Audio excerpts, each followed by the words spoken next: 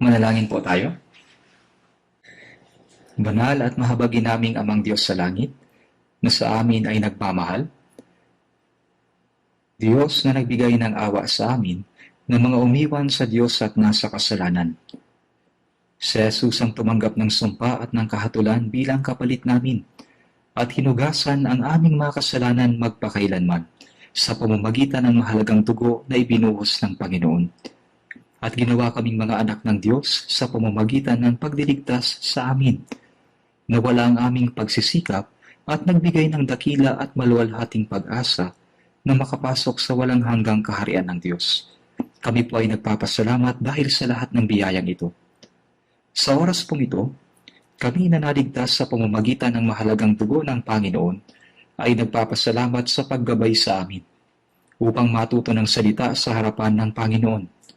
Pakiusap, samahan niyo po kami at pagkalooban ng masaganang biyaya at punuin ng Espiritu ang mga tao at bawat pamilyang nakikinig ng salita online dahil hindi sila makadalo sa pagtitipon sa mga oras na ito dahil sa COVID-19. Hayaan niyo po na ang biyaya at kaluwalhatian na ibinigay sa amin ay mag-umapaw sa aming mga puso at buhay upang makapamuhay kami para sa kaluwalhatian ng Diyos. Pakiusap, manguna po kayo sa amin. Salamat po sa pag-iingat sa mga iglesia sa Korea at sa lahat ng iglesia sa buong mundo. Pakiusap, punuin niyo po ng higit pang salita, karunungan, pag-ibig at kapangyarihan ng Espiritu ang lahat ng kapatirang nangangaral ng salita upang makapangaral ng may katapangan. Pakiusap, palakasin niyo po ang mga may sakit at mga nangihina sa pamamagitan ng pagpapahintulot ng sapat na biyaya upang walang sino man ang matisod. Panginoon na nagbibigay ng salita ng naaayon sa panahon at nagtuturo kung ano ang dapat naming gawin. Sa mga oras pong ito, samahan niyo po kami at ipaalam niyo po sa amin ang salita, ang banal na kalooban na nais ipahayag ng Diyos. Pakiusap, himukin niyo po ang aming puso't buhay sa pamamagitan ng salita. Pakiusap, pangunahan niyo po kami upang mamuhay sa kalooban at kaluwalhatian ng Diyos sa nanalabi naming buhay. Idinadalangin namin ito sa pangalan ni Jesus. Amen. Buksan po natin ang ating Biblia sa Galatia chapter 5.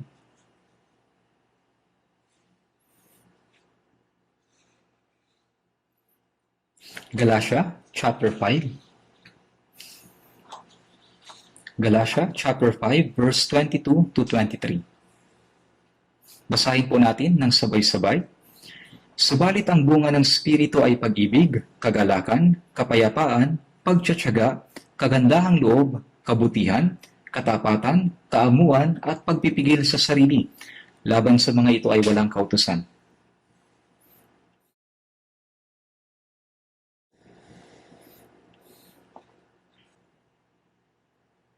Nakaupo po ba kayo ayon sa bilang?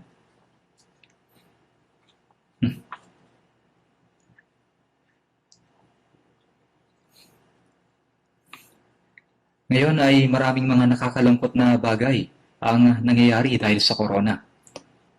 Ito ay isang sakuna. Kailangan nating manalangin ng higit pa upang mabigyan tayo ng higit pang pagkakataon na makapag-fellowship, matuto ng salita at maipangaral ang Ebanghelyo ng malaya. Mukhang may ilang mga tao na nahawaan ng COVID-19 sa ating iglesia. Kailangan po nating idalangin sila.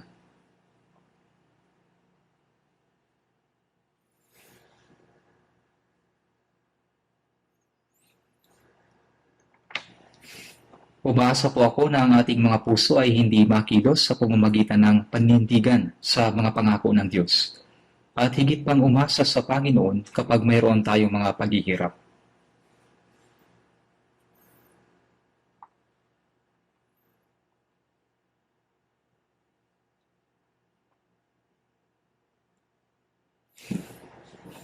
Ating pinag-aaralan ang salita na pinamagatang mapuno kayo ng Espiritu tuwing linggo ng umaga. Ngayon, ang pamumuhay Kristiyano ay buhay na puno ng Espiritu. Ating patuloy na pinag-aaralan ng resulta ng pagiging puspos ng Espiritu.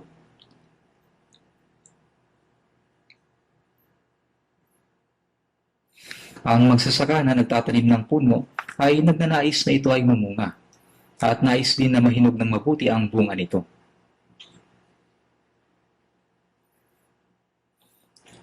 Sinasabi sa Juan chapter 15 verse 1, "Ako ang tunay na puno ng ubas at ang aking ama ang tagapag-alaga." Ang tagapag-alaga na nagtanim ng puno ng ubas ay ang amang Diyos. At ang puno ng ubas ay ang may maraming sanga at sila ay nagbubunga. Sinasabi sa John chapter 15 verse 5, "Ako ang puno ng ubas, kayo ang mga sanga. Ang nananatili sa akin at ako'y sa kanya ay siyang nagbubunga ng marami." At sa John chapter 15 verse 8, "Sa pamamagitan nito'y naluluwalhati ang aking ama, na kayo magbunga ng marami at maging mga alagad ko." Ang ligtas na Kristiyano ay ang sanga at si Kristo ang puno. Ang sanga na nakakabit sa puno ay tumatanggap ng nutrisyon mula sa ugat at namumunga. Tulad nito, pagkatapos nating maligtas ay kailangan nating manatili sa Panginoon. Kung tayo ay nakikiisa sa Panginoon, ay matatanggap natin ang masaganang biyaya ng Diyos at tayo ay lalago at mamunga para sa ikaluluwalhati ng Diyos. Kaya maraming salita sa Biblia patungkol sa pamumunga.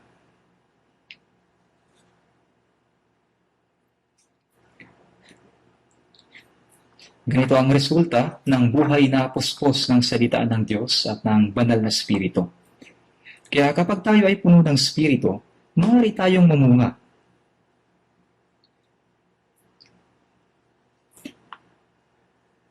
Sa Lucas chapter 19, verse 12 to 13, sinabi nga niya, "Isang maharlikang tao ang pumunta sa isang malayong lupain upang tumanggap ng isang kaharian, at pagkatapos ay bumalik. Tinawag niya ang 10 sa kanyang mga alipin at binigyan sila ng 10 mina. At sinabi sa kanila, ipangalakal ninyo ito hanggang sa ako ay dumating." Siyempre, ang maharlika ay kumakatawan kay Jesus.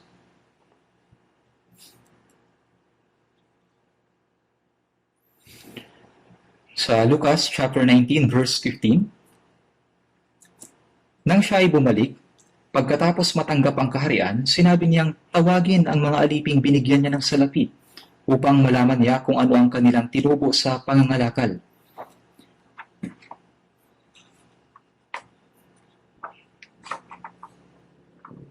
Sa verse 16, "Panginoon, tumubo ang iyong mina ng 10 mina pa." Sa verse 17, "Magaling, mabuting na alipin, sapagkat naging tapat ka sa kakaunti, mamamahala ka sa 10 lungsod." Verse 18, "Panginoon, tumubo ang iyong mina ng 5 mina. Ikaw ay mamamahala sa 5 lungsod." Subalit, yung nakatanggap ng 1 mina ay dinalang muli ang 1 mina. Lucas chapter 19 verse 20 to 21, "Panginoon, narito ang iyong mina na aking itinago sa isang panyo. Ako'y natakot sa iyo, sapagkat ikaw ay taong mahigpit, kinukuha mo ang hindi mo itinabi, at ginagapas mo ang hindi mo inihasik." Sinaway siya ni Jesus sa Lucas chapter 19 verse 22. Hinahatulan kita sa sarili mong bibig. Ikaw ay masamang alipin. Alam mo na ako'y taong mahigpit, na kumukuha ng hindi ko itinabi at gumagapas ng hindi ko inihasik.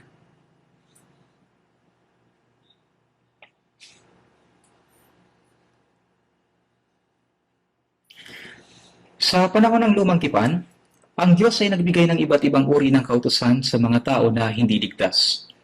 Subalit ang tao ay nabubuhay ayon sa kanyang likas at walang kakayahang matupad ang kautusan. Ang kautusan ay hindi ibinigay upang tuparin, kundi upang ipaunawa sa tao na nagkasala sila sa harap ng Diyos. Subalit pagkatapos ng kaligtasan, ngayon ay tinanggap na natin ang buhay mula sa Diyos. Ang lahat ng salita ng Diyos sa atin ay nagbibigay ng buhay at kapangyarihan ng Espiritu sa atin. Yamang ang Diyos ay nag-aasik, siya ay nagtitipon. Ang Diyos na siyang nagbibigay, muli niya itong hinihingi.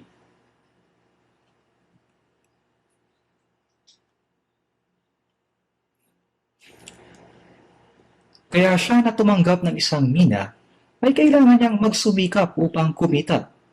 o maaari niya itong ilagay sa bangko. Gayunpaman, sa pagdating ng Panginoon ay kailangan niyang makakuha ng kaunting kita mula sa kung ano ang ibinigay ng Panginoon. Ginagapas mo ang hindi mo inihasik. Paano makakapag-ani kung walang naihasik? Ibinigay sa atin ng Diyos ang kanyang buhay at spirito at bilang resulta ay nais niyang makakuha ng bunga mula rito. Hindi siya kumukuha ng walang naibigay. Ngayon ay iniutos niya, magmahalan kayo sa isa't isa, sumunod, maging tapat hanggang sa kamatayan, gawin ang ministeryo. Nagbigay siya sa atin ng buhay at kalakasan upang magawa ito. Siya ang naghasik at umaani sa kanyang inihasik.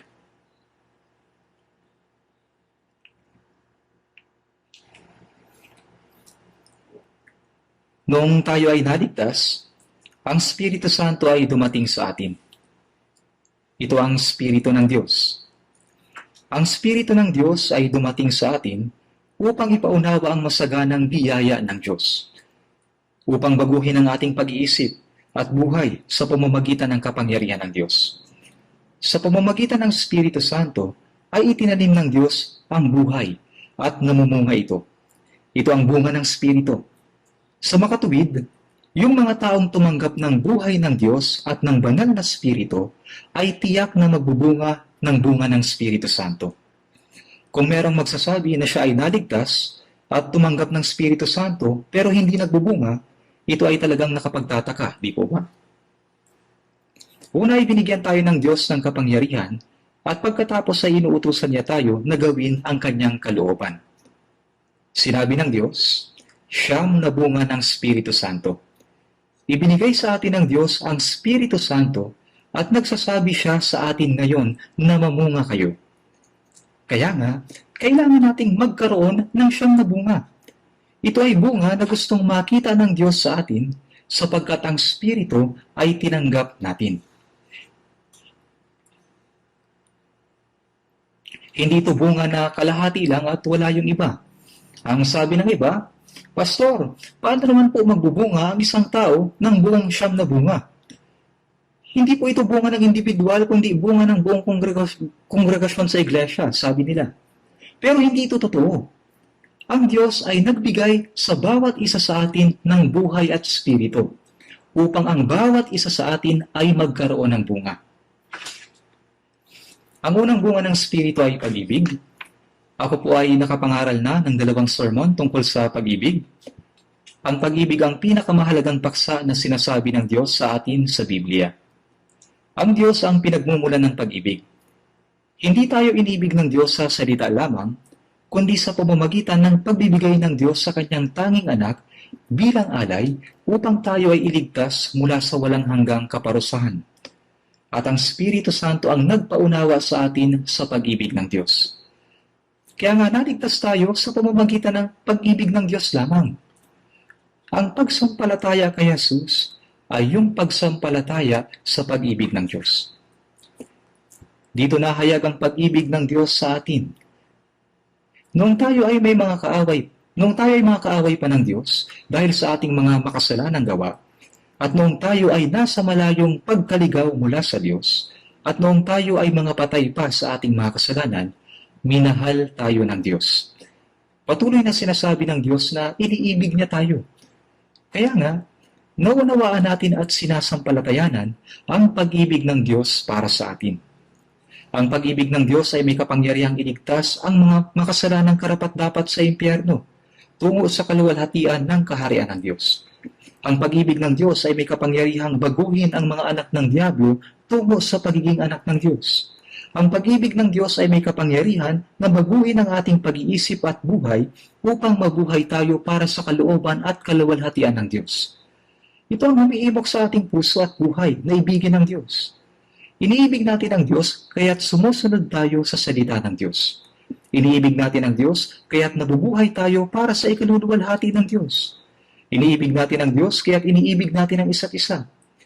Iniibig natin ang Diyos kaya't matitiis natin ang lahat ng mga pagdurusa at paghihirap. Iniibig natin ang Diyos kaya't napupuot tayo sa kasinungalingan at kasamaan. Iniibig natin ang Diyos, kaya't nabubuhay tayo para sa kalooban at kaluwalhatian ng Diyos hanggang sa katapusan. Ito ay kapangyarihan ng Diyos. Ang pag-ibig ng Diyos ang nagligtas sa atin, at ang pag-ibig ng Diyos ang nag-iingat sa atin. Ganito ang buhay ng mga Kristiyano. Ang pag-ibig ng Diyos ang umaalalay sa atin sa sanlibutan ito at tumutulong sa atin magpahanggang ngayon. At kahit nasa kaharian ng Diyos, ang pag-ibig ng Diyos ay magiging walang hanggan. Kaya't pag-ibig, ang pag-ibig ni Kristo ang gumagawa sa atin. At pagkatapos, ang pangalawang bunga ay kagalakan. Sa lugar ng pag-ibig ay may buhay. At kapag merong buhay, ay may kagalakan. Kaya nga, yung mga taong nakaunawa sa biyaya ng pag-ibig ng Diyos, ang unang meron sa kanila ay kagalakan. Kaya nga, hindi ninyo siya nakita, gayon may inyong iniibig, bagamat ngayon ay hindi ninyo siya nakikita, gayon may inyong sinasampalatayanan, at kayo nagagalak na may galak na hindi maipaliwanag at puspos ng kaluwalhatian, na inyong tinatanggap ang bunga ng inyong pananampalataya, ang kaligtasan ng inyong mga kaluluwa. Kahit na hindi natin nakita si Jesus, sumasampalataya tayo sa Kanya sa pamamagitan ng salita ng Diyos at minamahal natin siya. Mayroong kagalakan na hindi kayang maipaliwanag sa puso ng bawat taong tunay na naligtas. Ang kagalakan sa mundo ay hindi tunay na kagalakan, na puspos ng kaluwalhatian. Ito ay walang kabuluhang kagalakan sapagkat ito ay pansamantala at lumilipas. Panandalian lamang. Subalit, ang ibinigay sa atin ng Diyos ay tunay na kagalakan, na hindi maipaliwanag at puspos ng kaluwalhatian. Ang kagalakan na ito ay naninibago sa araw-araw sa ating mga puso at buhay. At papasok tayo sa kaharian ng Diyos sa kagalakan.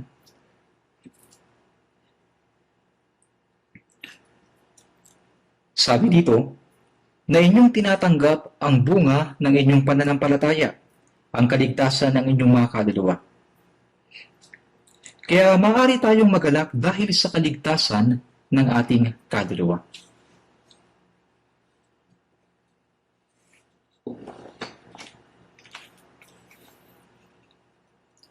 Sa mga gawa, chapter 16, verse 34, sina Apostol Pablo ay pumunta sa Filipos upang mangaral.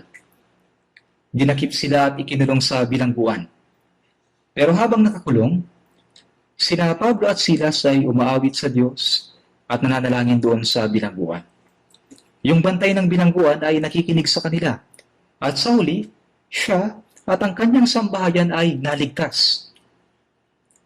Gawa chapter 16 verse 34, siya at ang kanyang buong sambahayan ay nagalak at sumampalataya siya sa Diyos. Kaya ang unang resulta ng kaligtasan ay ang kagalakan. Ako ay naligtas noong alas 8 ng gabi, October 30, 1962. Nang oras na iyon ay naunawaan ko ang pag-ibig at biyaya ng Diyos. Hindi ko malilimutan ang kagalakan ko ng oras na ako ay naligtas. Ang kagalakan ay patuloy pa rin na nasa aking puso hanggang sa ngayon.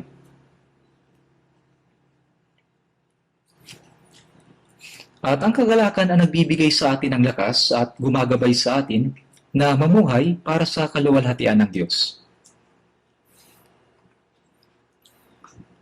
Tayo ay naligtas at nagagalak tayo na puno ng kaluwalhatian. Ang kagalakang ito ay hindi natin maipapaliwanag sa pamamagitan ng salita. Ang lahat ng mga naligtas na Kristiyano ay mayroong ganitong parehong karanasan. At ang kagalakan ng kaligtasan ay kailangan magpatuloy araw-araw. Ang kagalakan at pasasalamat ay mapupuno sa ating mga puso habang mas naunawaan natin ang masaganang pag-ibig at biyaya ng Diyos. At kapag tayo ay puno ng kagalakan, ay magagawa nating maglingkod at sumunod sa salita ng Diyos. Alam natin ang himnong ito. Happy day, when Jesus washed my sin away. He taught me how to watch and pray, and live rejoicing every day. Happy day, when Jesus washed my sins away. Naalala ko pa ang kantang ito hanggang sa ngayon dahil kinakanta ko ito ng maraming beses. Ang kagalakan at pasasalamat ay hindi dapat mawala.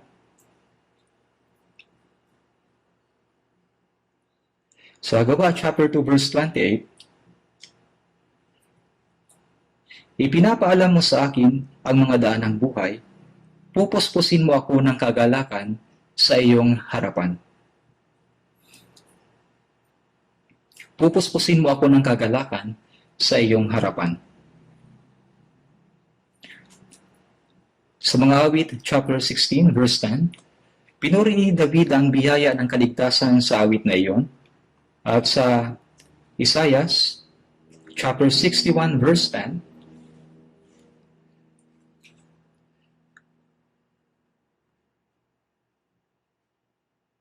ako'y magagalak na mabuti sa Panginoon, ang aking buong pagkatao ay magagalak sa aking Diyos. Sapagkat binihisan niya ako ng mga damit ng kaligtasan, kanyang tinakpan ako ng balabal ng katuwiran. Gaya ng lalaking ikakasal na ginagayakan ang sarili ng palamuting bulaklak, at gaya ng babaeng ikakasal na nagagayakan ng kanyang mga hiyas. Inilis niya ang maruming damit at isinuot ang mga damit ng kaligtasan. Isinuot ang balabal ng katuwiran. Sa isang kasal, ang lalaking ikakasal ay nagsusuot ng maganda at ang babaeng ikakasal ay nagagayakan ng mga hiyas. Subalit ang Diyos ay ginawa tayong higit na mas maganda kaysa rito. Binihisan niya tayo ng damit ng kaligtasan at balabal ng katuwiran upang mapaganda ang pangit at maruming makasalanan na gaya ko. Kaya tayo ay lubos na nagagalak sa Diyos. Ito ay gaya noong sina Adan at Eva ay nagkasala sa halaman ng Eden. Noong nalaman nila na sila ay hubad, sila ay nakaramdam ng pagkahiya at nagtago dahil doon sa takot. Sa oras na iyon, pumatay ang Diyos ng isang hayop para sa kanila, nagpadanak ng dugo upang gumawa ng kasuotang balat at matakpan ang kanilang kahihiyan. Sina Adan at Eva ay gumawa ng kasuotan mula sa mga dahon ng igos. Ngunit hindi ito pwedeng pantakip. Ang sariling katuwiran o kabutihan ng tao ay hindi maaaring makapagtakip sa kanyang kasalanan. Sa pamamagitan ng kamatayan sa krus at muling pagkabuhay, ang Panginoon ay naging ating kaligtasan at ating katuwiran. Noong una pa ay ipinakita na ito ng Diyos sa atin, kaya tayo ay masayang-masaya. Isaiah chapter 51 verse 11, ang mga tinubos ng Panginoon ay babalik at darating na may awitan sa Sayon. At nasa kanilang ulo ang mga walang hanggang kagalakan. Sila'y magtatamo ng kasayahan at kagalakan at tatakas ang kalungkutan at pagbubuntong hininga. Sabi dito, tatakas. Yung mga tinubos ng Diyos ay merong walang hanggang kagalakan sa kanilang ulo. Ang kalungkutan at ang mga daing ay lumipas na.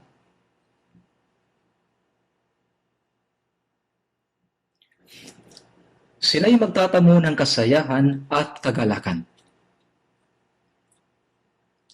Dumako po tayo sa Habakuk, chapter 3. Ang lumang tipan ay Mikas, Nahum, at pagkatapos ay Habakuk. Habakuk, chapter 3.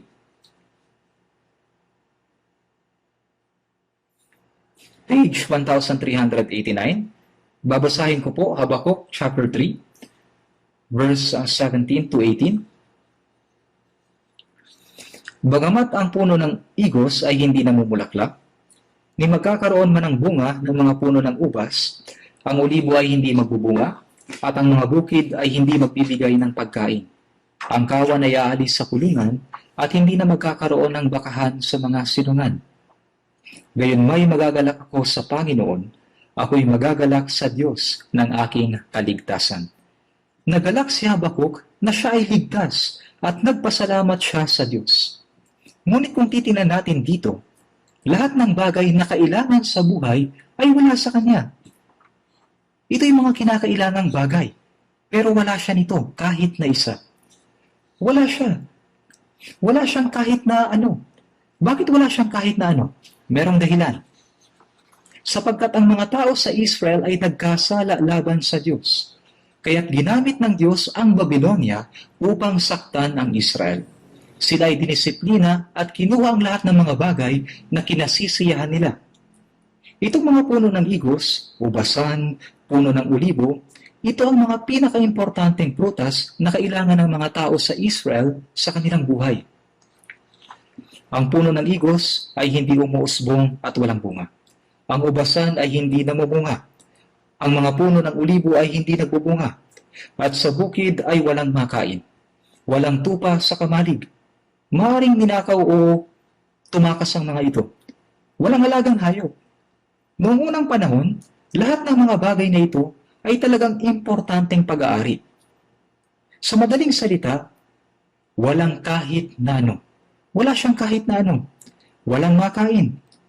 Pero, ako'y magagalak sa Panginoon. Ako'y magagalak sa Diyos ng aking kaligtasan. Ipinahayag niya ito sa ganitong paraan.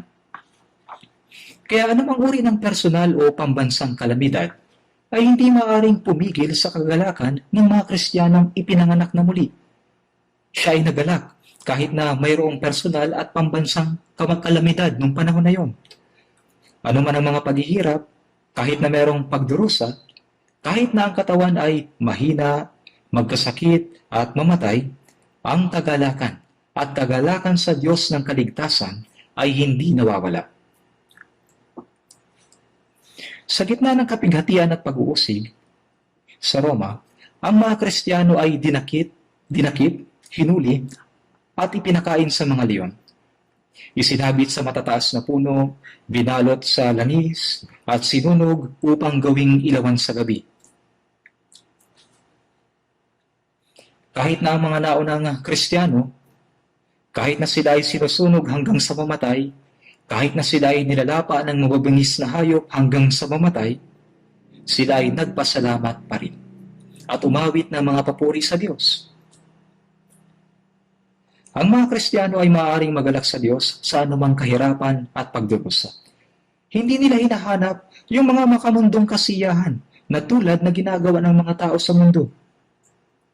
Masaya ako kahit na wala akong kahit na ano. Nagagalak ako kahit na wala ako ng mga ninanais ng ibang tao. Ako'y nagagalak sa biyaya ng Diyos na nagligtas sa akin.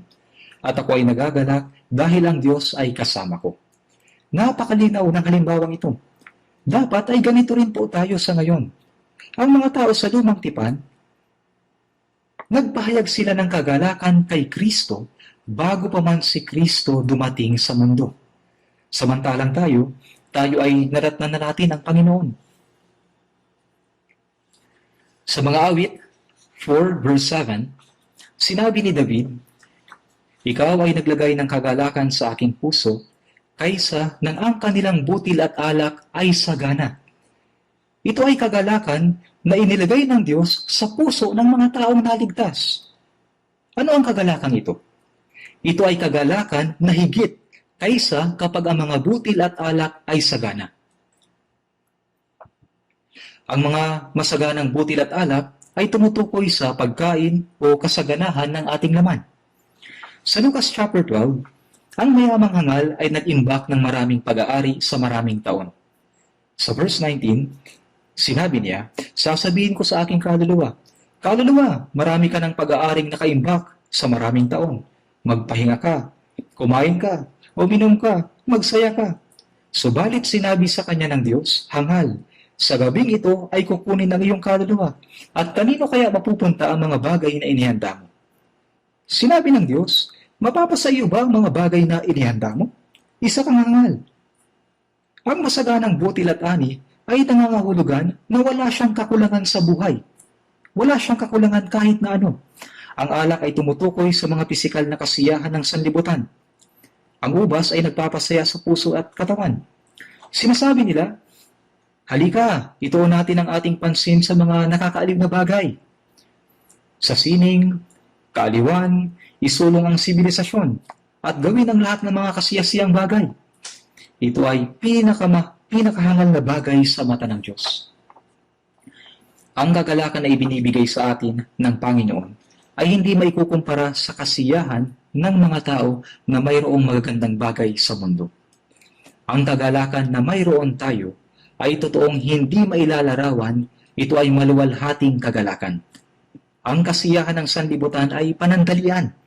Matatapos din ito pagdating ng kamatayan. Kagaya ng mga munting bata na panandalian lang natutuwa sa kanilang mga laruan.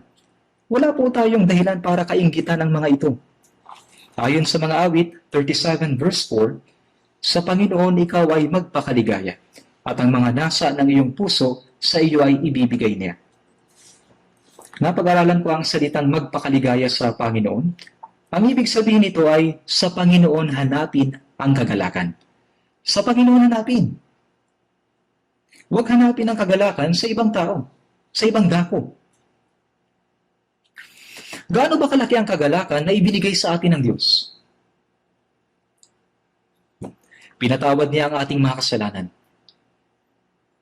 Maaari ba na ang isang tao na pumapasan ng malaking utang ay magkaroon ng kagalakan sa kanyang puso? Ang pagkabalisa, alalahanin at takot ay hindi mawawala sa kanyang puso hanggang sa may magbayad ng buo sa kanyang pagkakautang.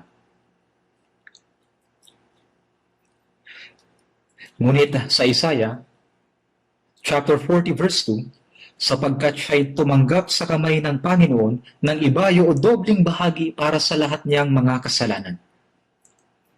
Kaya nga nagagalak tayo sapagkat nilinisan ng Diyos ang lahat ng ating mga kasalanan. Tayo ay nagagalak sapagkat iniligtas niya ang ating mga kaluluwa. Sapagkat ipinanganak niya tayong muli. Sapagkat ginawa niya akong anak ng Diyos. Binigyan niya ako ng pag-asa na makapasok sa walang hanggang kaharian sa langit. Ako ay nagagalak. Ito ay kagalakan na galing sa Panginoon. Walang anumang bagay sa mundo ang pwedeng maikumpara dito. Ang kagalakan sa Panginoon ang hanapin ninyo. Gaano ba kalaki ang kagalakan na ibinibigay sa atin ng Panginoon? Ngunit mayroong mga Kristiyano na sinusubukang maghanap ng kagalakan sa maling lugar. Ang kasiyahan sa maling lugar. Ito ay mababaw na kasiyahan. May ilang na naghahanap ng kasiyahan sa pera. Hinahanap ng ibang tao ang kaaliwan sa pamamasyal. Ang iba naman sa mga libangan. Ang iba ay sa lahat ng iba't ibang uri ng bagay. Ang pagsisikap ng mata mo ang ganitong uri ng kasiyahan ay mali. Dapat po tayong magalak sa kagalakan na ibinibigay sa atin ng Panginoon. Kung tayo ay magagalak sa Panginoon ay makapagbibigay kayo ng kasiyahan.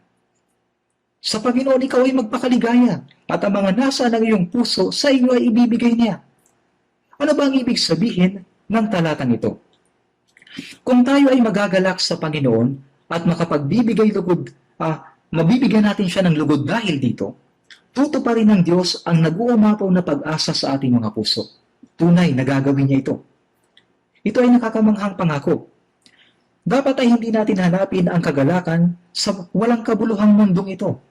Dahil gagantimpalaan tayo ng Diyos ng mas mahalagang mga bagay. Walang tunay na kagalakan sa mundong ito na isinumpa sa kasalanan. Walang tunay na kagalakan dito. At sinabi ng mayamang hangal, aking kaluluwa, kumain ka, uminom ka, magalak ka sa mga bagay ng mundong ito. Masisiyahan ba ang kaluluwa sa pagkain, pag-inom at mga bagay ng mundo? Naligaw at napalayo sa Diyos, kagaya ng isang batang ulila, palaboy-laboy at malapit na mamatay. Kung may isang ulila na nasa bingit ng kamatayan, masisiyahan ba ang ulilang ito sa matamis na candy? Walang tunay na kagalakan. Hanggang sa tayo ay yakapin ng Diyos, hanggang sa matanggap natin ang kapayapaan at walang hanggang pag-asa na ibinigay sa atin ng Diyos, hindi tayo magagalak. Sa mga Kawikaan, chapter 14, verse 13, maging sa pagtawa ang puso ay mapanglaw at ang wakas ng kasayahan ay kalungkutan. Maging sa pagtawa ang puso ay mapanglaw. Sa mundong ito, ang mga tao ay nagbibiruan at nagsasabing, mabuting tumawa. Ngunit may sakit ang kanilang puso at kaluluwa na sinisikap nilang ibaliwala. Ang pagtawa ay isa lamang pakana upang huwag mapansin yung sakit sa kanilang puso at kaluluwa. Sila ay nasa ilalim ng puot at paghuhukom ng Diyos. At kapag sila ay mamatay, ngayon ay hahatulan sila patungo sa impyerno.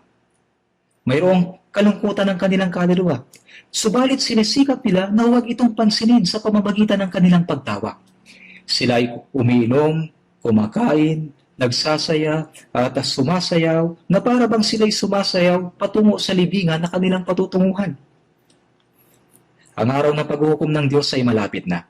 Subalit nais ng mga tao na lalo pang pagandahin ang mundong ito. Binubuo ang sibilisasyon, siyensya, sining, pagpapaunlad ng higit at higit pa. Ginagawa nilang mas maluho at kakit-akit ang mundong ito, kahit na hindi naman sila makakapanatili doon. At kapag humatol ang Diyos, silang lahat ay dilipulin. Hindi ba natin ito nalalaman? Kung gayon, gusto mo bang masiyahan sa mga bagay na ito? Yan ay kamalian. Lahat ng yan ay kasinungalingan at panlilinlang. Ito ay pagkukunwari. Nakalimutan yung pagdurusa ng kaluluwa. Walang totoong kagalakan hanggang sa matanggap natin ang tunay na kagalakan na ibinigay ng Diyos. Sa John chapter 14, verse 27, sinabi ni Jesus, "Kapayapaan ang iniiwan ko sa inyo, ang aking kapayapaan ay ibinibigay ko sa inyo, hindi gaya ng ibinibigay ng sanlibutan ang ibinibigay ko sa inyo. Huwag mabagabag ang inyong puso o matakot man." Sa Isaiah 57:21, walang kapayapaan, sabi ng Diyos, para sa masasama. Anong kapayapaan meron sa mga makasalanan na patungong impyerno? Sinabi ng Diyos, walang kapayapaan. Ngunit doon sa krus, sinabi ni Jesus, natupad na. Binayaran na ng Diyos ang lahat ng ating mga kasalanan sa pamamagitan ni Jesus na hindi nagkasala. Siya'y namatay bilang isang pantubos. Ang muling nabuhay na si Jesus ay nagsabi sa John chapter 20 verse 19, "Kapayapaan ang sumasa inyo." Kanyang ipinakita ang marka ng pako sa kanyang mga kamay at yung marka ng sibat sa kanyang tagiliran, "Kapayapaan ang sumasa inyo." Ako'y ipinako at sinugatan alang-alang sa inyo.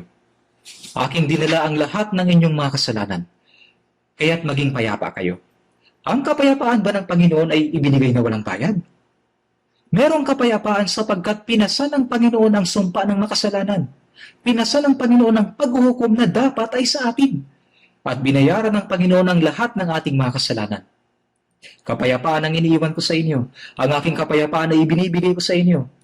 Ang Panginoon ay nagbigay sa atin ng kapayapaan na hindi kayang alisin o ibigay ng sanlibutan ito. Sa John 15:11, ang aking kagalakan ay mapa sa inyo, at ang inyong kagalakan ay malubos. Kay Jesus ay merong kapayapaan, at palaging nag-uumapaw na kagalakan. Ang kagalakan na ibinibigay ng Diyos ay kagalakan kay Jesus. Kapag ang kapayapaan at kagalakan ng Panginoon ay nag-uumapaw sa atin, tayo ay makakapamuhay ng naayon sa kalooban ng Diyos sa natitira nating buhay. Sa Colossus chapter 3 verse 15, "At maghari sa inyong puso ang kapayapaan ni Kristo."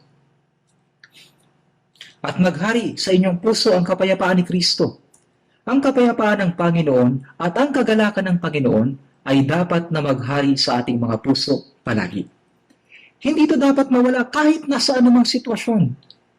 Ang kapayapaan ay hindi dapat masira, ni mapawi man ang kagalakan. Sa larong soccer, normal nga nakatayo ang referee. Ngunit kapag may maling nangyari, agad niyang hinihipan ang silbato, ang pito, upang magbigay ng babala sa mga manlalaro. Kagaya nito, kapag nawawala na po ang kapayapaan at kagalakan sa buhay natin, ito ang nagbibigay babala na mayroon ng problema sa buhay natin. Sapagkat ang buhay natin ay dapat na puno ng kapayapaan at kagalakan.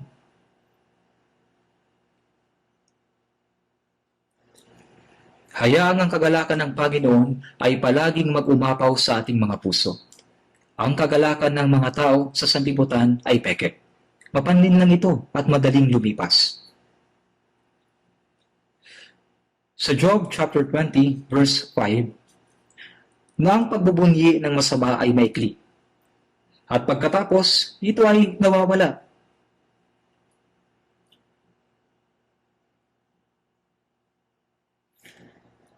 Ito ay nawawala. Sa mga awit 37 verse 7, "Huwag kang mabalisa sa gumiginhawa sa lakad niya."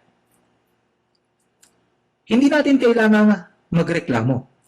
Hindi natin kailangang mainggit sa panandaliang kasiyahan ng mga tao na papunta sa impyerno. Wala po tayong dapat kainggitan.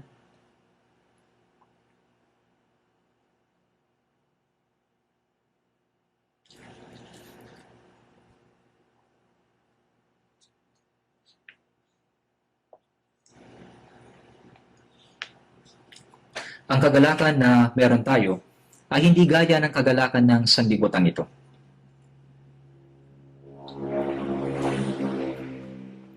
Hinahanap ng mga tao ang kasiyahan ng laman. Ang gusto lang nila ay mas masayahan pa sa pinakamasarap na pagkain, pinakanakakaaliw na libangan, sa pinakamasayang gawin. Napakarami nilang gustong gawin. At kapag hindi nila nakamit ang mga ito, pakiramdam nila, sila ay mamamatay. Sila ay kumakain, umiinom, sumasayaw, at sinisikap nilang kalimutan ang kawalan ng kapayapaan sa kanilang kaluluwa. Subalit, hindi nito malulutas ang problema ng kanilang kaluluwa. Sinisikap nilang isang tabi ang takot sa Diyos sa kanilang mga puso.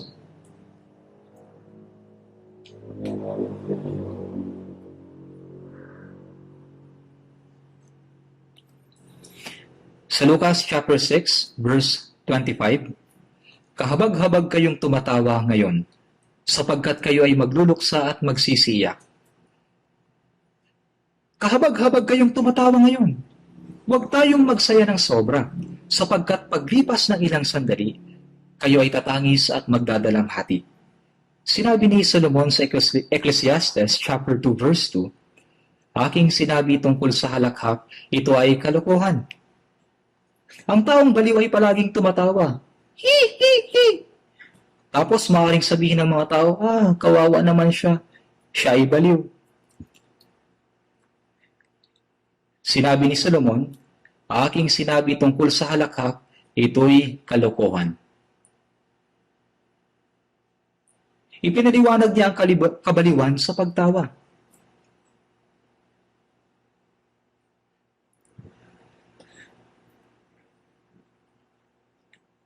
At sa kasayahan, anong halaga nito? Anong ginagawa mo? Bakit ka natutuwa? Kung ating titinan sa mga Kawikaan chapter 15, verse 15, lahat ng mga araw ng naaapi ay kasamaan, ngunit siyang may masayahing puso ay laging may kapistahan. Siya na may masayahing puso, hindi kasiyahan sa pagkain, pag-inom at laman ang tinutukoy dito, kundi sila na may puso na palaging puno ng kasiyahan, sapagkat ang Diyos ay kasama natin. At meron tayong pakikisama sa mga banal, yung kapayapaan at kagalakan ay palaging nasa puso natin, na para bang laging may kapistahan. Ang kasiyahan ay hindi kailanman natatapos. Ang tinutukoy dito ay yung kasiyahan ng spirito ng mga taong nasa Panginoon. Kahit na tayo ay mga Kristiyanong naligtas, kung tayo ay susuway sa salita ng Diyos at gagawa ng kasalanan, ang inyong kagalakan ay mawawala. Alam ba ninyo na nawawala ang kagalakan? Si David ay nagagalak at nagpapasalamat sa biyaya ng Diyos. At ang Diyos ay palagi niya kasama. Ngunit nang si David ay magkasala ng pangangalunya sa asawa ni Urias at ipinapatay niya si Urias, ang kanyang kagalakan ay nawala. Si Nathan na propeta ay pumunta at pinaratangan siya. Nang panahon ding iyon, nagsisi siya at sumulat at isinulat ang awit 51.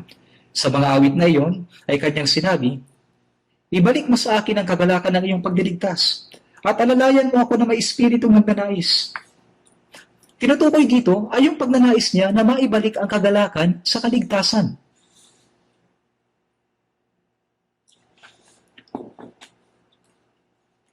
Kung ang Kristiyano ay masuwayin, kahit na siya ay nagkasala, ang kaligtasan ay hindi nawawala.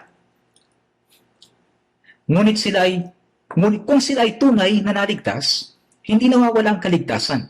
Subalit ang kagalakan sa kaligtasan ay nawawala. Hindi tayo dapat manatili sa isang buhay na walang kagalakan. Kung hindi tayo magsisisi, ang puot at pamalo ng Diyos ay magpapatuloy. Kung ang sino man ay gumagawa ng kasalanan at nagsasabi na ako ay masaya, ito ay kasinungalingan. Walang kagalakan sa harap ng Diyos dahil sa kanyang kasalanan. Dapat nating tamasahin ang kagalakan ng kaligtasan at mamuhay dito. Ngunit kung ang kagalakan ay mawala at pinipilit mong magsaya, ito ay isang panlilinlang sa Diyos. Panlilinlang sa Espiritu Santo. Panlilinlang sa church. Panlilinlang sa mga brothers and sisters. Ito ay kasinungalingan. Paano ka magiging masaya kung nawala na sa iyo ang kagalakan ng kaligtasan? Kung tayo ay tunay na magsisisi at manunumbalik sa Panginoon, ang kagalakan sa kaligtasan ay manunumbalik. Sa panahon ding iyon ay bibigyan tayo ng Diyos ng mapagkusang loob na puso. Ang pamumuhay Kristiyano ay pamumuhay sa kagalakan sa kaligtasan. Nagdudulot ito ng masayang buhay at pasasalamat. Kapag ang Espiritu Santo ay kumikilos at nagsasalita sa mga makasalanan, ang mga makasalanan ay nanunumbalik. Bakit? Dahil ang Diyos ay kumikilos. Paano kung may taong nagtatago ng kasalanan at nangangaral ng salita ng Diyos? Hindi magkakaroon ng pagkilos ang Diyos. Sa tingin ba ninyo ay maluloko natin ang Diyos? Hindi ko alam, marahil ay gumagawa sila ng mga pekeng mananampalataya. Subalit wala pa ring pagkilos ng Diyos. Kapag ang kagalakan ng kaligtasan ay bumalik at mayroong kusang loob na spirito sa pamamagitan ng Espiritu Santo, sa oras ding yon, ang mga makasalanan ay maaaring magsisi at manumbalik kapag nangaral tayo sa kanila ng salita ng Diyos. Napakahalaga na hindi mawala ang kagalakan ng kaligtasan. Sa halip ay dapat mapalago ito ng paulit-ulit at patuloy. Ang kagalakan ng kaligtasan ay hindi manunumbalik kung walang gagawing anuman, kundi sa pamamagitan ng tuloy-tuloy na pagsunod sa salita ng Diyos, ang kagalakan ng kaligtasan ay nababago sa araw-araw. Magkakaroon ng lubos na pasasalamat at kagalakan kapag tayo ay nabubuhay sa kalooban ng kaluwalhatian ng Diyos. Masaya ba kayo kahit na kayo ay nagiging masuwayin? Kung titingnan ninyo sa awit 119 verse 92, kung ang kautusan mo'y hindi ko naging katuwaan, namatay na sana ako sa aking kalungkutan. Kung ang kautusan mo ay hindi ko naging katuwaan, bakit ang kautusan ng Diyos ay naging ating katuwaan? Dahil sa salita ng Diyos ay merong biyaya ng Diyos, pag-ibig ng Diyos, pangako ng Diyos, at sinabi niya, ako'y makakasama mo. At merong tulong ng Diyos sa ating buhay dahil dito. Sa pamamagitan ng salita, makakakuha tayo ng kaaliwan, kagalakan, at kapangyarihan. Kung ang kautusan mo'y hindi ko naging katuwaan, namatay na sana ako sa aking kalungkutan. Kung titingnan ninyo sa awit 119, verse 143, dumating sa akin ang dalamhati at kabagabagan, at ang mga utos mo'y aking kasiyahan. Dumating sa akin ang dalamhati at kabagabagan. Bagaman ang dalamhati at pagkabagabag ay dumating sa akin, ang salita ng ating Diyos pa rin ang aking kagalakan. Sa Jeremiah chapter 15 verse 16, ang iyong salita ay natagpuan at aking kinain, at saga ng akin, ang iyong mga salita ay katuwaan at kagalakan ng aking puso. Sinabi dito, kinain ko ang salita ng Diyos. Nang kinain natin ang salita ng Diyos, mayroong kapuspusan ng kagalakan sa ating puso. Ang salita ng Diyos ay nagbibigay sa atin ng malaking kaaliwan at kagalakan at pag-asa sa ating mga puso.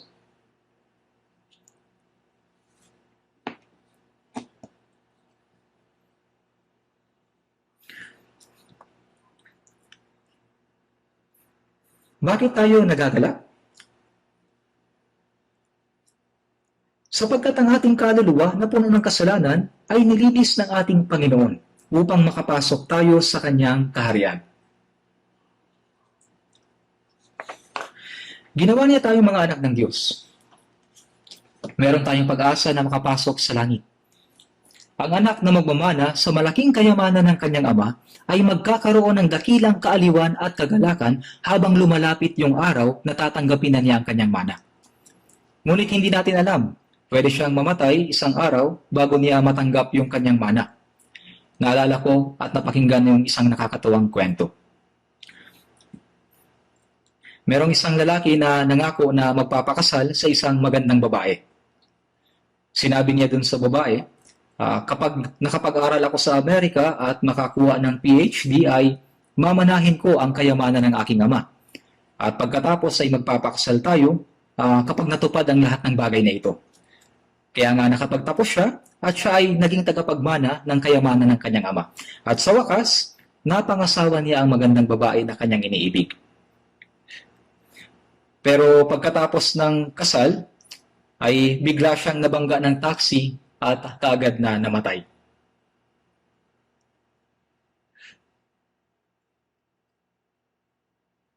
Hindi ko alam kung ito ba ay talagang totoong nangyari. Ngunit ang ganito ay pwedeng mangyari, di ba?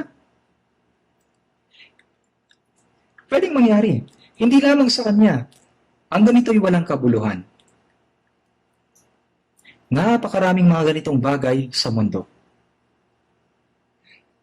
Ngunit tayong mga Kristiyano, walang pagbabago sa kaligtasan ng Panginoon. Walang pagbabago sa kagalakan ng Panginoon. Kahit na anumang kahirapan at pagdurusa meron tayo. Ang ating kagalakan ay hindi nagbabago. Kahit dumating ang kamatayan, hindi nila makukuha ang ating kagalakan. Ang kapayapaan at kagalakan na ibinibigay sa atin ng Panginoon. Ang pangako na ang Panginoon ay kasama natin.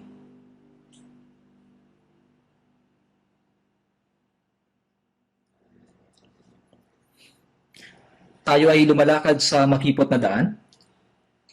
Kahit na may mga pag-uusig at kahirapan, kahit nasa harapan pa ng kamatayan, dapat magalak tayong lagi. Always rejoice in walking the narrow path where the Spirit of the Lord is with you. Meron pong awit na ganito. Ang Panginoon ay kasama ko. Kung ang Panginoon ay kasama natin, ang ibang bagay ay hindi na natin kakailanganin. Sapat na ang Panginoon sa atin. Mabuti kung meron ako nito, pero kung wala ay ayos din. Dapat ay magkaroon po tayo ng ganitong klase ng pag-iisip. Ngunit kung ang isang Kristiyano ay naiinggit sa mundo at naaawa sa sarili, bakit ganito? Bakit napakahama ko? Kailan kaya ako mamumuhay ng ganito? Walang kabuluhan ng ganitong klase ng pag-iisip.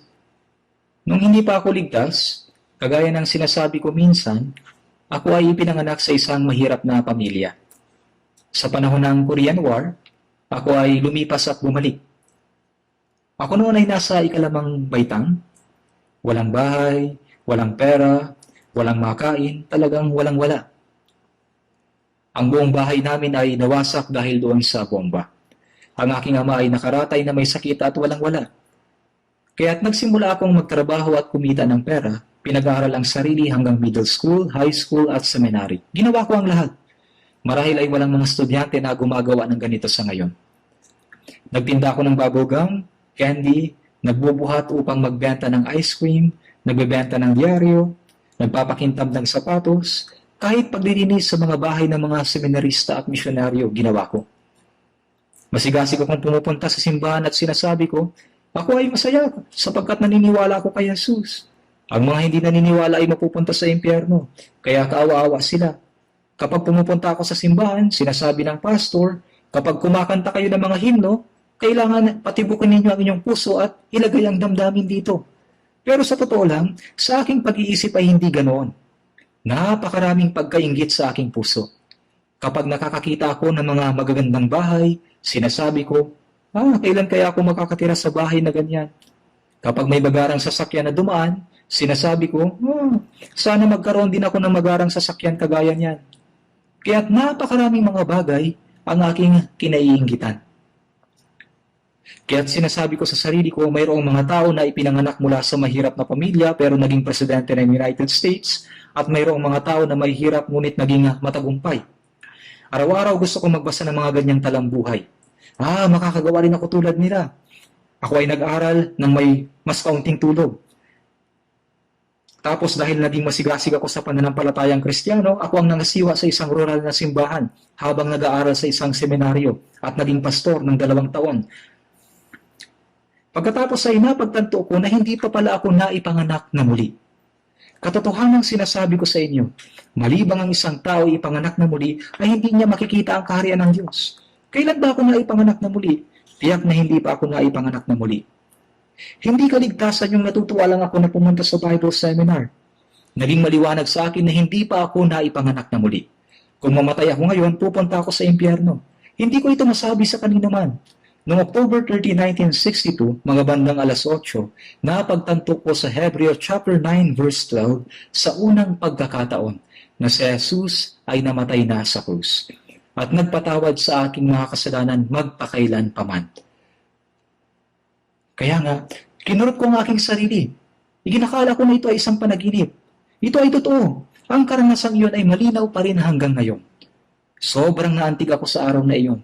Naglakad ako ng malayong distansya na kailangan ko pag sumakay ng bus. Mag-isa akong papunta sa simbahan. Ako ay sumasayaw habang naglalakad. Pagkatapos noon, naging sigurado sa aking isipan na wala akong dapat nakainggitan.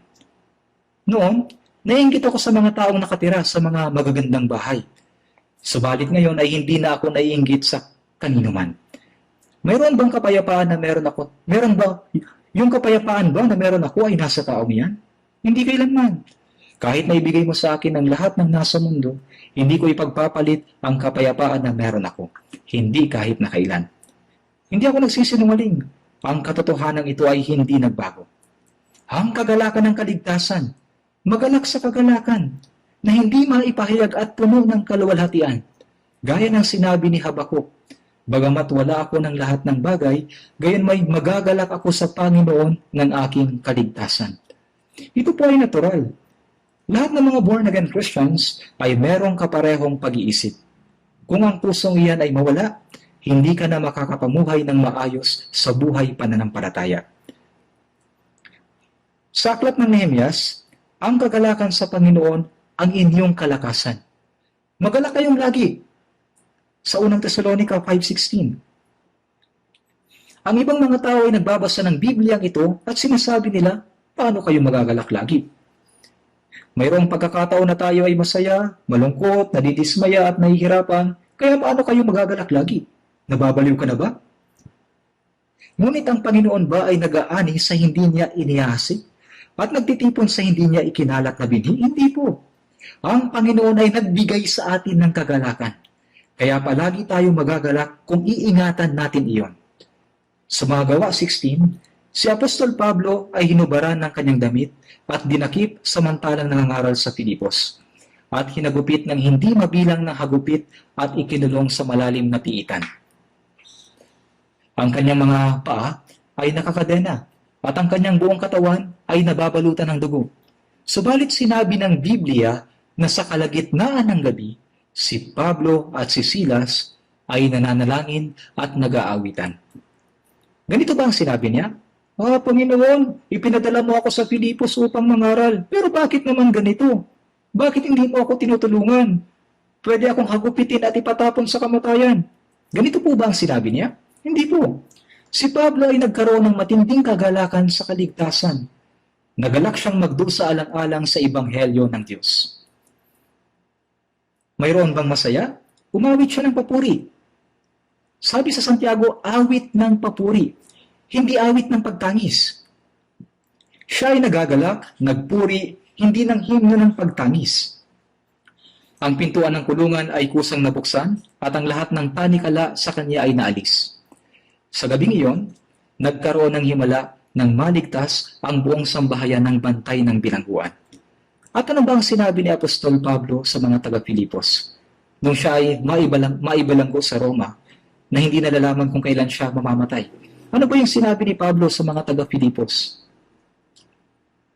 Magalak kayong lagi sa Panginoon. Muli kong sasabihin, magalak kayo. Filipos 4:4. Si Pablo na nagdusa sa pagkabilanggo ay nagsalita sa mga taga-Filipos na magalak. Pakiusap, magalak kayo. Magalak kayong lagi. Lagi. Magalak kayong lagi. Maaari tayong magalak lagi dahil binigyan tayo ng Panginoon ng kagalakan. Maaari tayo magalak sa kahit na anumang sitwasyon, kahit na nasaan, sa anumang ginagawa natin, at sa anumang paghihirap na haharapin natin. Ganito yung bunga ng Espiritu. Sa Matthew chapter 5, verse 11 to 12, mapapalad kayo kapag kayo ay nilalait, inuusig, at pinagsasabihan ng sari-saring kasamaan na pawang kasinungalingan dahil sa akin. Magalak kayo at magsaya, sapagkat malaki ang gantimpala ninyo sa langit. Sapagkat gayon din nila inusig ang mga propeta na nauna sa inyo. Si Jesus ay pumarito sa sanlibutan, siya na anak ng Diyos, na may lalang ay nagdusa ng labis. Siya ay inusig at kinamuhian. Hinatulan siya ng kamatayan. Dinuraan siya sa kanyang mukha. Sinampal, hinampas ng mga sundalong Romano. Si Jesus ay nilatigo ng napakaraming ulit hanggang sa ang buong katawan niya ay nabalot ng dugo. Ipinako siya sa krus.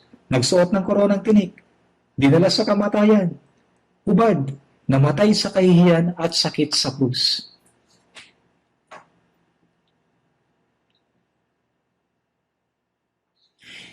Isipin natin ang maraming tao na nagdusa gaya ni Jesus.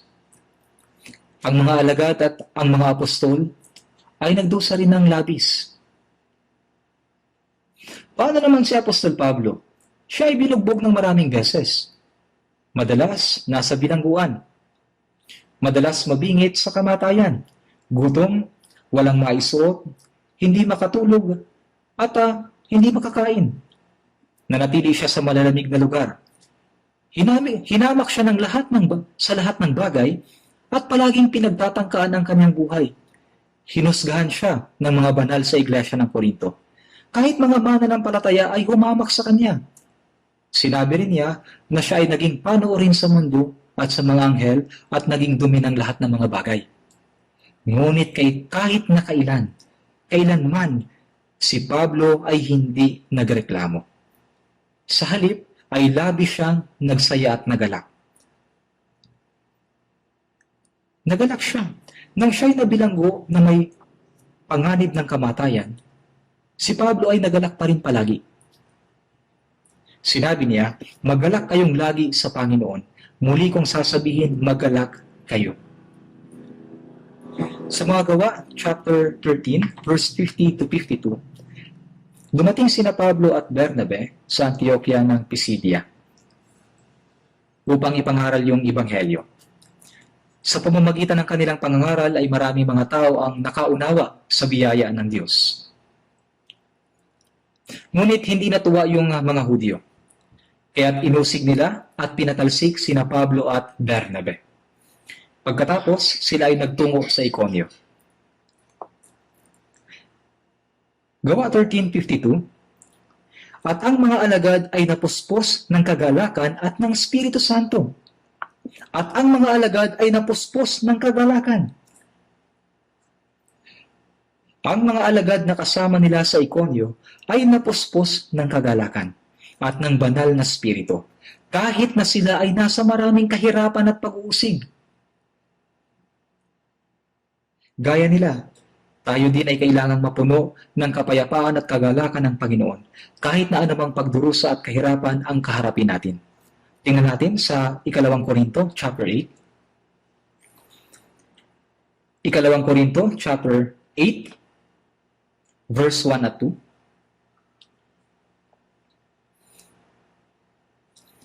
2 Korinto, chapter 8, verse 1 at 2.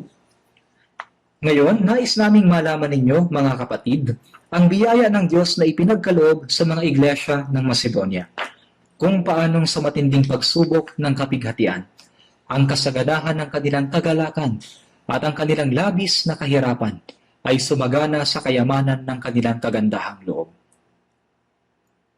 Mayroong ilang mga iglesia sa Macedonia, kabilang na dito ang iglesia ng Thessalonica. Nais naming malaman ninyo ang biyaya ng Diyos na ipinagkaloob ng Diyos sa mga iglesia ng Macedonia. Ano ang bunga ng pagkaunawa sa biyaya ng Diyos? Kung paanong sa matinding pagsubok ng kapighatian, ang kasaganahan ng kanilang kagalakan. Sila ay nasa matinding pagsubok at pagdurusa, ngunit nasa kanila ang kasaganahan ng kagalakan.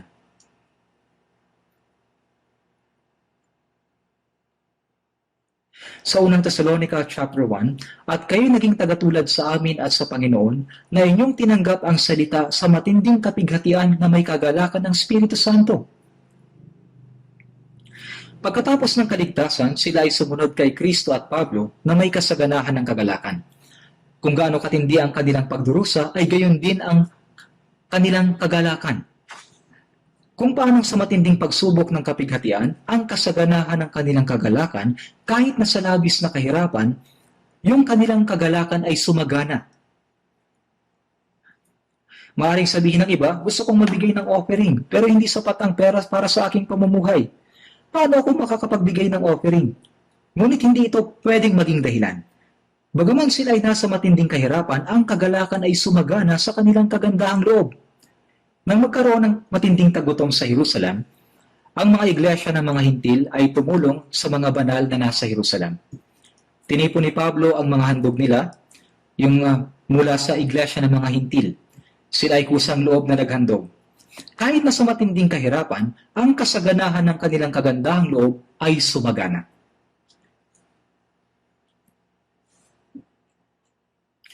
Alam ko po na marami sa mga banal ang may kahirapan sa pananalapi dahil sa sitwasyon ngayon ng COVID. Ngunit mayroon pang mas maraming mga kapatid ang hindi man lamang makabili ng pagkain. Kaya nga maraming beses, nagpapadala tayo sa kanila ng mga kusang loob na handog. Ito ay naging kagalakan at kaaliwan sa kanila. At naipapakita natin ang ating pag-ibig. Hindi lang sa salita, kundi buong puso bilang mga kapatid at anak ng Diyos, yamang tayo ay merong iisang pag-asa.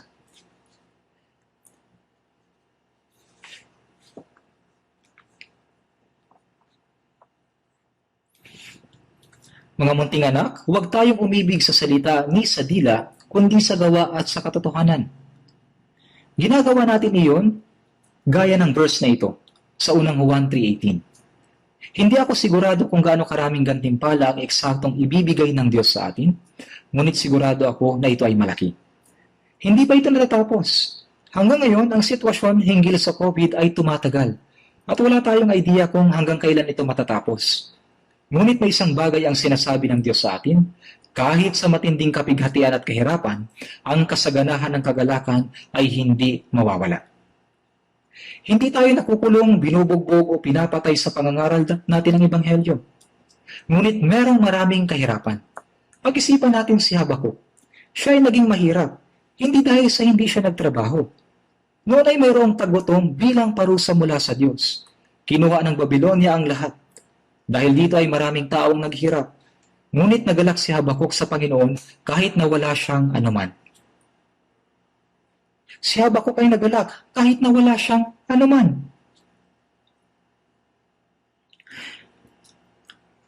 Tulad ng usa, ako ay tatalon at tatakbo na may kagalakan.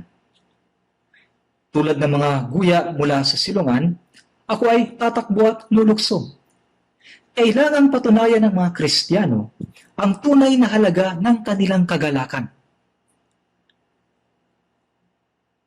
Ipakita ang pananampalataya at tulungan ang mga kapatid sa kabila ng matinding kahirapan.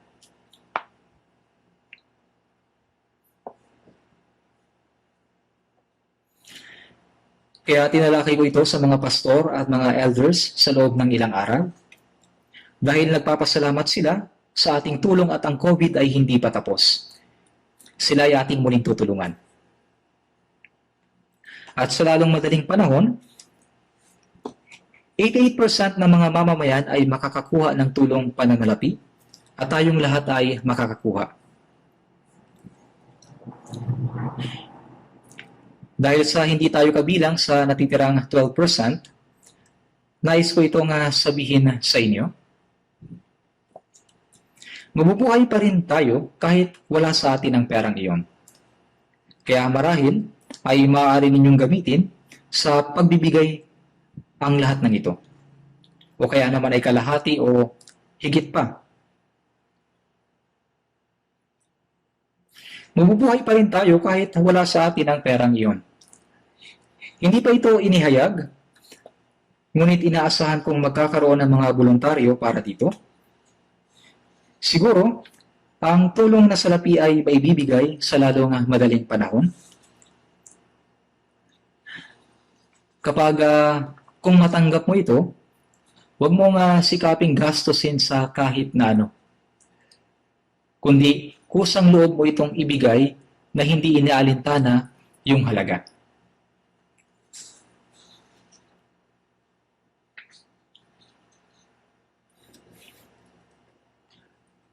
Tulad ng mga iglesia sa Macedonia, sa ikalawang Korinto, chapter 8, verse 3,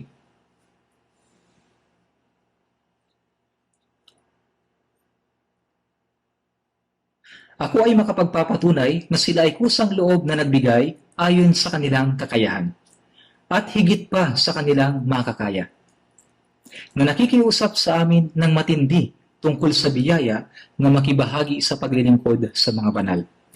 At ito ay hindi tulad sa aming inaasahan, kundi ibinigay muna nila ang kanilang sarili sa Panginoon, at sa amin sa pamamagitan ng kalooban ng Diyos. Ang biyaya ng Diyos na ibinigay sa mga iglesia sa Macedonia ay hinayaan silang magsakripisyo ayon sa kanilang kakayahan at higit pa sa kanilang makakaya. Gumawa sila ng mga bagay na higit sa kanilang kakayahan. Paano naman po tayo? Susunod ba tayo? Saka na, kapag malapit na tayong mamatay? Sa Apokalipsis chapter 2 verse 10, sinasabi, maging tapat ka hanggang sa kamatayan. Ang ating paglilingkod ay higit sa kanilang kakayahan. Higit sa kanilang kakayahan. Maaari tayong mamatay kung gagawa tayo ng higit sa ating makakaya. Sabi dito na nakikiusap sa amin ng matindi tungkol sa biyaya na nakibahagi sa paglilingkod sa mga banal. Nangangahulugan ito na taimtim silang nagnanais na makilahok. Hindi sila napipilitan, kundi kusang loob. Ito ang kanilang hinihiling. Nais naming makibahagi, nais naming makilahok. At ito ay hindi tulad sa aming inaasahan, kundi ibinigay muna nila ang kanilang sarili sa Panginoon. Ibinigay muna nila ang kanilang sarili sa Panginoon. Nangangahulugan ito na ang aking buhay, ang aking katawan, at lahat ng mga bagay ay pag-aari mo. Kaya gawin mo ang ayon sa iyong kalooban. Sabi dito, at sa amin sa pamamagitan ng kalooban ng Diyos. Nang makita ko ito ay naramdaman ko kung gaano kalaki ang biyaya na ibinigay sa kanila ng Diyos. Hindi ba tayo tumanggap ng kapareho na biyaya? Nais ko pong himukin kayo ngayon. Pakiusap, magbigay kayo na may pusong nagnanais. Ayon sa nananais mo. Kaya magbibigay ba ang gobyerno ng Korea ng pang-apat na tulong sa kuna ngayon? Panglima ba? Ikalima na ba? Pangatlong beses? Tama, pangatlo? Pagkatapos, nag-donate tayo ng isang beses. Kaya kailangan rin natin gawin ang pangalawa. Oo naman. Oo naman. Sa ating kakayahan. At higit sa ating kakayahan. Kung titingnan ninyo sa Lucas chapter 6 verse 38, sabi ng Panginoon, magbigay kayo at iyon ay ibibigay sa inyo. Hustong takal, siniksik, niliglig at umaapaw ang ilalagay nila sa inyong kandungan. Sabi ng Panginoon, kung ibibigay mo ito, bibigyan ka ng Diyos mula sa itaas. Niliglig, siniksik, umaapaw. Dahil sa hindi na kayang kunin lahat, ilalagay ng Panginoon sa kandungan na gaya nito. Napakahusay na ekspresyong ito. Ito ay isang pangako. Gawin natin ito ngayon. Wala tayong maraming pagkakataon na gumawa ng mga bagay na pwede nating mahalin. Mukhang ang Diyos ay nagbibigay sa atin ng kaunti pa sa ganitong uri ng pagdurusa upang makagawa tayo ng mga bagay na kagaya nito. Kaya nais ko na tayo ay gumawa ng higit pa. Umaasa ako na ibigay natin ito na may voluntaryong puso. At sa palagay ko ay kailangan muli natin itong isuporta sa mga banal na nasa mas mababang kalagayan. Tingnan natin sa mga taga-Roma. Basahin natin. Tingnan natin sa Roma, chapter 5, verse 2 hanggang 4. Roma, chapter 5, verse 2 hanggang 4.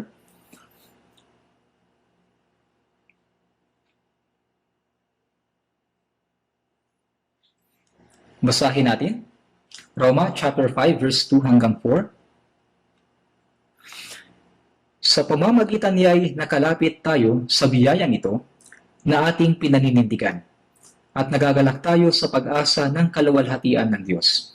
At hindi lamang gayon, kundi nagagalak rin tayo sa ating mga kapighatian sa pagkaalam na ang kapighatian ay nagbubunga ng pagtitiis, at ang pagtitiis ng pagpapatibay, at ang pagpapatibay ng pag-asa.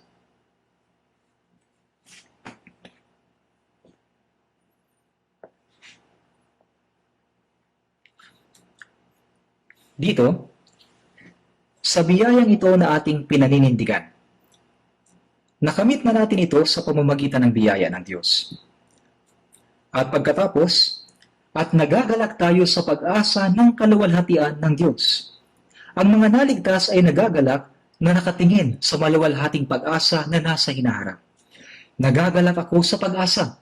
Sa Roma chapter 12 verse 12, magalak kayo sa pag-asa. At nagagalak tayo sa pag-asa ng kaluwalhatian ng Diyos, at hindi lamang gayon, kundi nagagalak rin tayo sa ating mga kapighatian. Sa pagkaalam na ang kapighatian ay nagbubunga ng pagtitiis, at ang pagtitiis ng pagpapatibay, at ang pagpapatibay ng pag-asa. Bakit tayo binibigyan ng Panginoon ng ganitong kapighatian? Ito ay dahil nais niyang makita na nabubuhay tayo alinsunod sa kalooban ng Panginoon habang pinapanatili natin ang pananampalataya at pagsunod sa gitna ng mga kahirapan. Ano bang hindi mo kayang gawin kapag ikaw ay nasa kaginhawaan? Kaya para sa mga Kristiyano, ang maituturing na tunay na pagsunod ay yung mabuhay para sa kalooban ng Panginoon sa gitna ng mga pagdurusa at kahirapan. Ang mga nasa biyaya ay umaasa at nagagalak sa kabila ng maraming pagdurusa. Sabi dito, kapighatian ay nagbubunga ng pagtitiis. Pagtitiis na tiisin ang anumang kahirapan, sa pagkaalam na ang pagtitiis ay nagsasanay sa ating pananampalataya. Sa pamamagitan ng maraming kapighatian ay kailangang pumasok tayo sa kaharian ng Diyos. Ganito ang sinabi ni Apostol Pablo sa mga gawa. Sa lahat ng sitwasyon, tayo ay umaasa at nagagalak sa kabila ng ating mga kapighatian.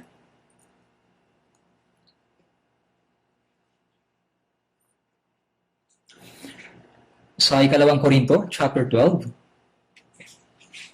verse 7 hanggang 10. Noong magsalita si Pablo tungkol sa mga dakilang pahayag na tinanggap niya mula sa Diyos, sinabi niya na ang mga pahayag na tinanggap niya mula sa Diyos ay lubhang napakadakila. Kaya't binigyan siya ng Diyos ng tinik sa laman para huwag siyang magmalaki o magmataas. Ito ay isang sakit. Hindi ito nakamamatay, subalit patuloy na magbibigay ng pagpapahirap. Sakit sa balat. Binigyan ng Diyos si Pablo ng tinik sa kanyang laman. Hindi niya ito ikamamatay, ngunit nanalangin siya ng 3 beses sa Diyos upang ito ay pagalingin. Ang mga detalye ng sakit ay hindi ibinigay.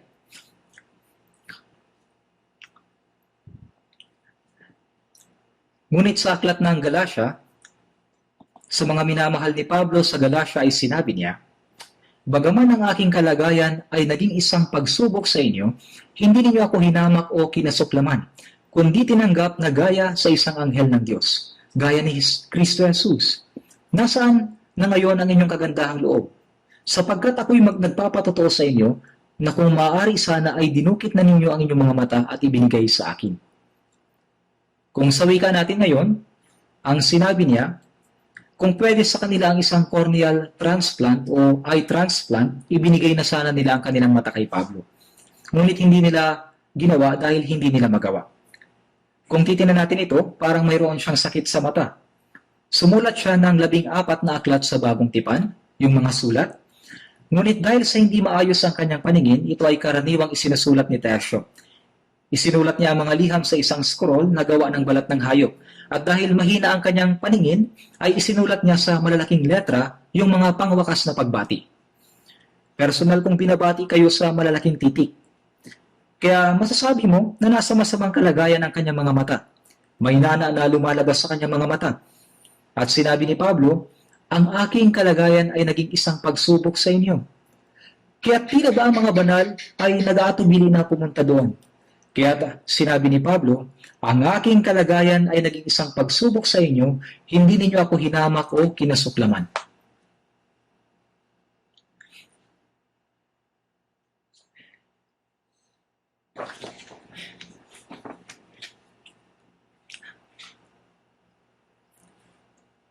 Sa ikalawang Korinto 12:8-10, tatlong ulit akong nanalangin sa Panginoon tungkol dito na lumayo sana ito sa akin, subalit sinabi niya sa akin, ang aking biyaya ay sapat na sa iyo, sapagkat ang aking kapangyarihan ay nagiging sakdal sa kahinaan.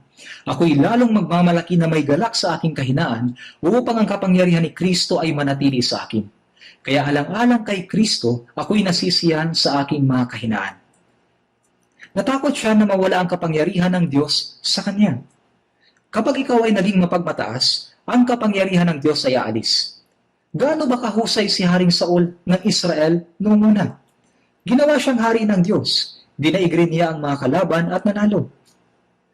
Ngunit itinaas niya ang kanyang sarili at siya'y naging mapagmataas.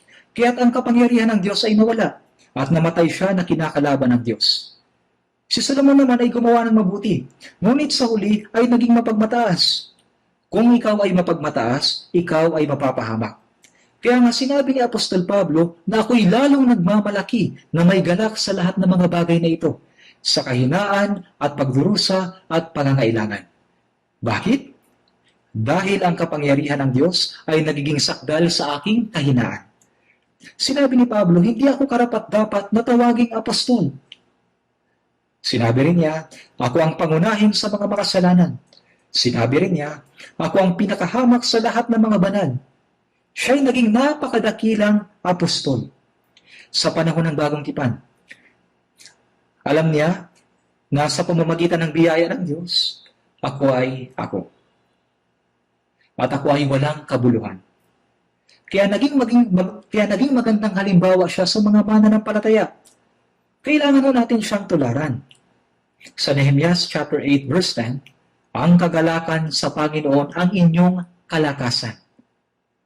Kapag tayo nagagalak sa biyaya ng Diyos, gagawa sa atin ang kanyang kapangyarihan. Ngunit, kung naghahanap tayo ng mga makamundong kasiyahan, manghihina tayo. Kailangan nating malaman ito. Hinahangad mo ba ang karangyaan at kasikatan ng sanlibutan? Para itong taong may sapat na gulang na gusto ng laruan ng bata.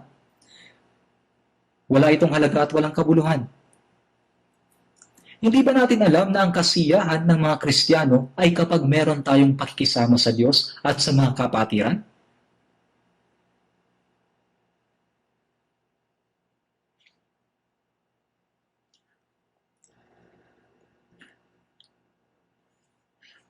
Ang kasiyahan nating mga Kristiyano ay kapag meron tayong pakikisama sa Diyos at sa mga kapatid. Sa unang Juan, chapter 1, verse 3-4, tunay na ang ating pakikisama ay sa Ama at sa kanyang anak na si Jesucristo. Isinusulat namin ang mga bagay na ito upang ang aming kagalakan ay malubos. Tayo ay nagagalak sa fellowship kapag tayo ay may oras kay Kristo at sa mga kapatid.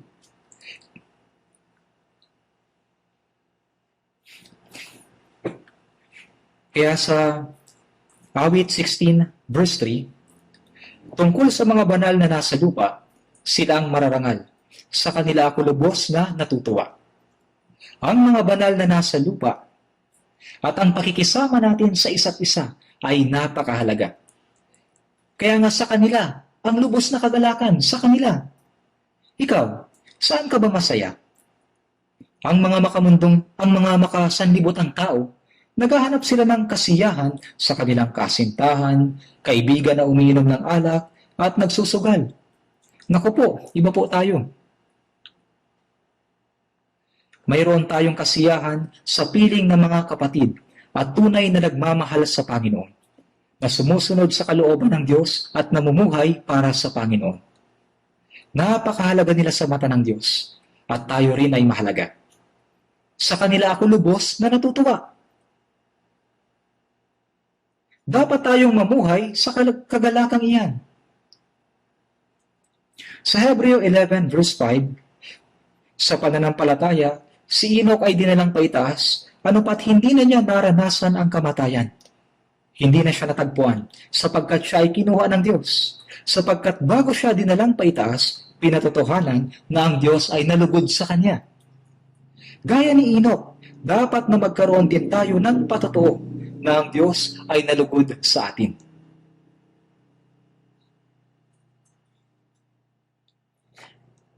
Sinabi ni Apostol Pablo, maging nasa tahanan o malayo sa tahanan, ang aming mithiin ay bigyan siya ng kasiyahan. Ikalawang Korinto 5:9. Mapaaga man o hindi ang pagpunta natin sa langit, nasa tahanan man o malayo sa tahanan, tayo ay nagsusumikap na makapagbigay ng kasiyahan sa Diyos. Ang layunin ng ating buhay ay ang makapagbigay lugod sa Diyos. At si Jesus ay sumagot, at siya na nagsugo sa akin ay kasama ko. Hindi niya ako pinabayaang nag-iisa, sapagkat lagi kong ginagawa ang mga bagay na nakakalugod sa Kanya. Mayroong kagalakan sa pagbibigay lugod sa Diyos at pamumuhay kasama ang Diyos. Naroon ang kagalakan.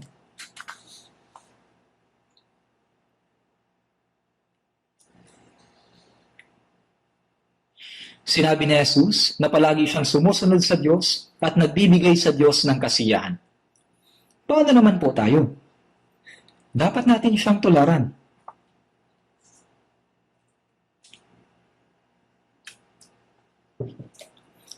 Sa Filipos chapter 2 verse 13, sapagkat Diyos ang gumagawa sa inyo maging sa pagnanais at sa paggawa, para sa kanyang mabuting kalooban. Ang banal na Espiritu ang nagpapaunawa sa atin sa kalooban ng Diyos at binibigyan tayo ng kusang loob na pagnanais na gawin ang kalooban ng Diyos. Sabi ng Biblia, sapagkat Diyos ang gumagawa sa inyo sa pagnanais at sa paggawa, para sa kanyang mabuting kalooban. Ayon sa kanyang mabuting kalooban. Lucas 15:7, sinasabi ko sa inyo, magkakaroon ng higit na kagalakan sa langit dahil sa isang makasalanang nagsisisi, kaysa 99 na taong matutuwid na hindi nangangailangan ng pagsisisi. Ang Diyos ay nalulubod kapag may mga taong naliligtas. At tayo ay nakikigalak kasama ng Diyos kapag ang mga tao ay nagkakaroon ng kaligtasan. Kaya palagi nating iniisip kung paano ba tayo makapagbibigay sa Diyos ng kasiyahan. Alin ang mabuti, kasiyasiya at lubos na kalooban ng Diyos.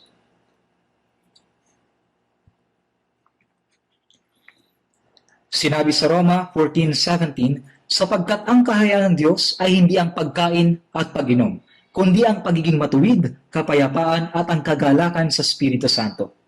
Ang makasanlibutang tao ay gustong kumain, uminom, magsaya, ngunit hindi ganito ang ating ginagawa. Ang kaharian ng Diyos ang dapat na nasa puso natin. Tayo ay pinatawad at naging matuwid sa pamamagitan ng banal na Espiritu. At natanggap natin ang kapayapaan ng Diyos at pagkatapos kagalakan. Ang katuwiran, kapayapaan at kagalakan ay magkakasama. Ito ay upang matamasa natin ang kaharian ng Diyos sa ating puso. Kabisaduhin po natin ang Roma 14:17, sapagkat ang kaharian ng Diyos ay hindi ang pagkain at pag-inom, kundi ang pagiging matuwid, kapayapaan at ang kagalakan sa Espiritu Santo. Katuwiran, kapayapaan at kagalakan. Kailangan na mapanatili ito sa ating puso at buhay. Kaya't ang kagalakan ay mahalagang bunga na ibinigay ng Espiritu. Maaari tayong mamuhay sa isang buhay na kalugod-lugod sa Diyos dahil sa biyaya ng Diyos. At dahil sa ang Diyos ay kasama natin, kapag tayo ay nagagalak sa pag-asa, ang Diyos ay magagalak kasama natin at ang Diyos ay maluluwalhati. Kaya kung kayo man ay kumakain, umiinom o anuman ang inyong ginagawa, gawin ninyo ang lahat sa ikaluluwalhati ng Diyos. Manalangin po tayo. Mahabagin naming Diyos Ama, Ikaw, Panginoon, ang nagligtas sa amin sa katapusang panahon at tumulong at gumabay sa amin upang mamuhay para sa kalooban at kaluwalhatian ng Diyos sa natitira naming buhay.